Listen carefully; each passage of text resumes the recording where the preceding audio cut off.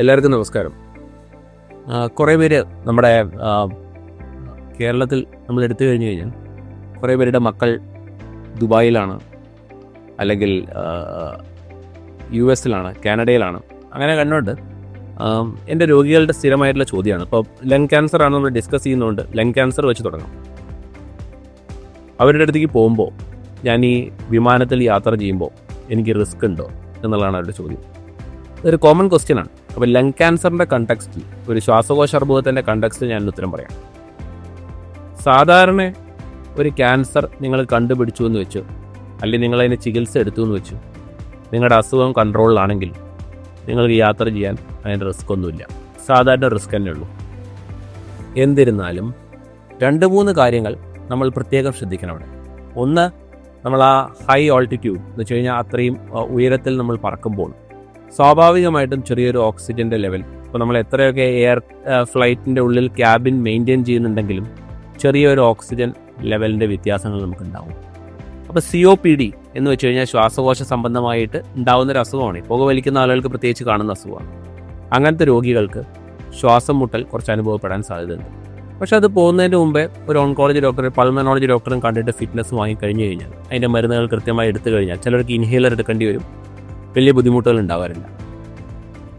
രണ്ടാമത്തെ പ്രശ്നം കാണപ്പെടുന്നത്, നമ്മളൊരു കുമിളകൾ, എംഫൈസിമ എന്ന് പറഞ്ഞൊരു അസുഖമുണ്ട്. എംഫൈസിമ അത് COPDയുടെ ഒരു വകഭേദം തന്നെയാണ്.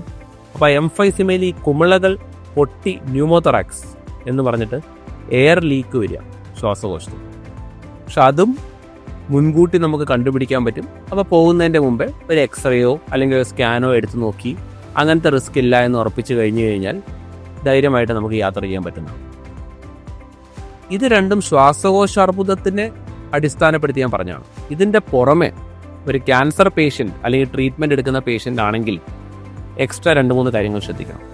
ഒന്ന് എന്താണെന്ന് വെച്ച് കഴിഞ്ഞാൽ, ഒരുപാട് വെള്ളം കുടിക്കണം യാത്ര ചെയ്യുമ്പോൾ. നമ്മളൊരു ഡീഹൈഡ്രേഷൻ, അല്ലെങ്കിൽ നമ്മുടെ ബോഡി ഒരു ചെറിയൊരു സ്ട്രെസ്സാണ് നമ്മളൊരു ഇത്രയും നേരം ഒരു സ്ഥലത്ത് ഇരുന്ന് യാത്ര ചെയ്യുക എന്നുള്ളത്.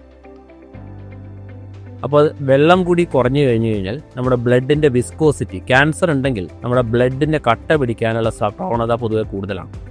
അപ്പോൾ അതുകൊണ്ട് ധാരാളം വെള്ളം കുടിക്കണം. കിഡ്നിക്ക് ബുദ്ധിമുട്ടൊന്നുമില്ലെങ്കിൽ, പ്രത്യേകിച്ച് കിഡ്നി അസുഖമുള്ള ഒരാൾ കുടിക്കണം എന്നല്ല ഉദ്ദേശിച്ചത്, പക്ഷെ പൊതുവേ ഒരു ഓൺകോളജി ട്രീറ്റ്മെൻറ്റ് എടുക്കുന്ന ഒരാൾ.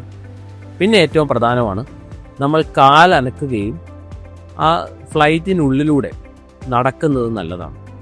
നമ്മൾ ഇപ്പോൾ ഒരു കാനഡയിലേക്ക് എത്തണമെങ്കിൽ 16 മണിക്കൂർ 18 മണിക്കൂർ ഇരിക്കണം. ആ 18 മണിക്കൂർ ഇരിക്കാതെ, ഇപ്പോൾ ദുബായിലേക്ക് പിന്നെയും കുഴപ്പമുണ്ടാവില്ല, പക്ഷെ കുറച്ച് ദൂരത്തേക്കുള്ള ആളാണെങ്കിൽ അദ്ദേഹം അതിൻ്റെ ഉള്ളിലൂടെ കുറച്ച് നടക്കുകയിൽ കാലനക്കുക എന്തായാലും വേണം. കാരണം ബ്ലഡ് ക്ലോട്ടാവുക, DVT എന്ന് പറയും, ഡീപ്പ് വെയിൻ ത്രോംബോസിസ്. ഈ ഒരു കോംപ്ലിക്കേഷൻ പ്രത്യേകിച്ച് കാലിൻ്റെ ബ്ലഡ് വെസലിൽ ക്യാൻസർ പേഷ്യൻസിന് വളരെ കോമൺ ആണ്. അത് ഫ്ലൈറ്റ് ട്രാവൽസിൽ പറയാറുണ്ട്. അപ്പോൾ ഇത്രയും കാര്യങ്ങൾ പ്രത്യേകം ശ്രദ്ധിക്കണം. ഇതിൻ്റെയൊക്കെ പുറമെ ഒരു US-ലും UK-ലും ഉള്ള പേഷ്യൻസിന് ശരിക്കും ഈ oncology patients fit to fly എന്ന് പറഞ്ഞിട്ട് ഒരു സർട്ടിഫിക്കറ്റ് ഹാജരാക്കണം എന്നാണ്, ഫിറ്റ്നസ് ടു ഫ്ലൈ. അപ്പോൾ നമ്മുടെ നാട്ടിലത് അങ്ങനെ സ്ട്രിക്റ്റ് ആയിട്ട് പറയാറില്ല. പക്ഷെ എന്നിരുന്നാലും സർട്ടിഫിക്കറ്റിന് വേണ്ടിയിട്ടല്ല, പോകുന്നതിന് മുമ്പേ നിങ്ങളെ ചികിത്സിക്കുന്ന ഡോക്ടറെ അടുത്ത് ഒരു ചെക്കപ്പും ഈ പറഞ്ഞ കാര്യങ്ങളെല്ലാം ക്ലിയർ അല്ലേ എന്ന് ചോദിക്കുന്നത് എന്തുകൊണ്ടും നല്ലതായിരിക്കും. Thank you.